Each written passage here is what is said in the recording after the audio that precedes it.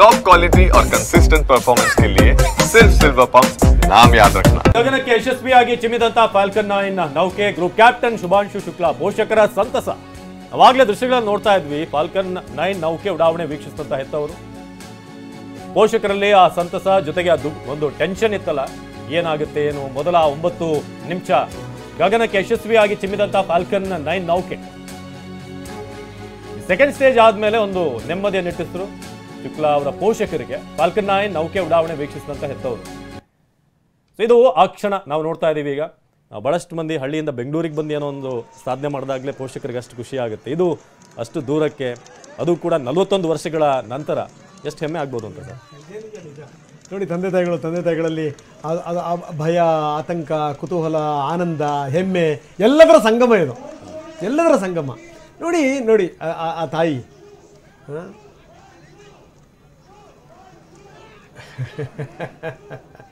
ಇದು ನೋಡೋಕ್ಕೆ ಆನಂದ. ತಂದೆ ತಾಯಿಗಳಿಗೆ ಇದಕ್ಕಿಂತ ಒಂದು ದೊಡ್ಡ ಸಂಗತಿ ಏನು ಯಾವುದಿದೆ ಹೇಳಿ? ಯಾವುದಿದೆ?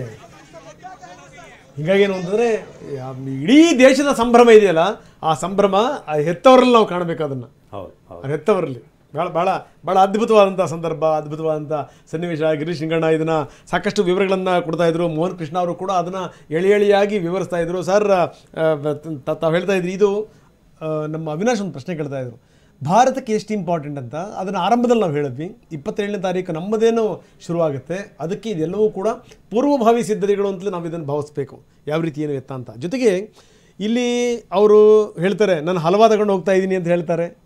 ಜೊತೆಗೆ ಒಂದಷ್ಟು ಬೀಜಗಳನ್ನು ತೆಗೆದುಕೊಂಡು ಹೋಗ್ತಾ ಇದ್ದೀವಿ ಅಂತ ಮಾತ್ರ ಹೇಳ್ತಾರೆ, ಸೀಡ್ಸನ್ನು. ಅಲ್ಲಿ ಸ್ಪ್ರೌಟ್ಸ್ ಆಗುವಂಥ ಪ್ರಕ್ರಿಯೆಗಳು, ಅದನ್ನು ಕೂಡ ನಾವು ಸ್ಟಡಿ ಮಾಡಬೇಕು ಅಂತ. ಒಬ್ಬೊಬ್ಬರಿಗೆ ಒಂದೊಂದು ಟಾಸ್ಕ್ ಇದೆ 4 ಜನರಿಗೆ. ಅದ್ರ ಬಗ್ಗೆ ಏನು ಹೇಳ್ತೀರಿ? ಈಗ ನೋಡಿ, ಈಗ ನಾವು ಒಂದು 7 ಎಕ್ಸ್ಪೆರಿಮೆಂಟ್ ಮಾಡ್ತೀವಿ ಅಂತ ತೊಗೊಂಡೋಗ್ತಾ ಇದ್ದೀವಿ ಅಲ್ಲಿಗೆ. 7 ಎಕ್ಸ್ಪೆರಿಮೆಂಟಲ್ಲಿ ಫಸ್ಟು ಏನಂದರೆ ಈ ಮಸಲ್ ಅಟ್ರೋಪಿ ಅನ್ನೋದು.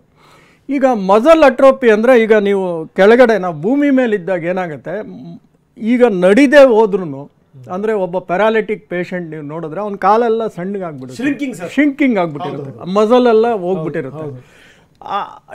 ಇನ್ನೊಬ್ರಿಗೆ ಯಾರಿಗಾಗುತ್ತೆ ಅಂದರೆ, ಈ ವೆಯ್ಟ್ ತುಂಬ ಇರ್ತಾರಲ್ಲ, ತುಂಬ ನಡೆಯೋಕ್ಕಾಗದೇ ಇರೋಷ್ಟು ವೆಯ್ಟ್, ಅವ್ರ ಮಸಲ್ಸು ಭಾಳ ತಿನ್ನಾಗ್ತಾ ಹೋಗುತ್ತೆ, ಕಾಲಿನ muscles. So these are the 2 areas where muscle thinning happens. Sir, ಒಂದೇ ನಿಮಿಷ.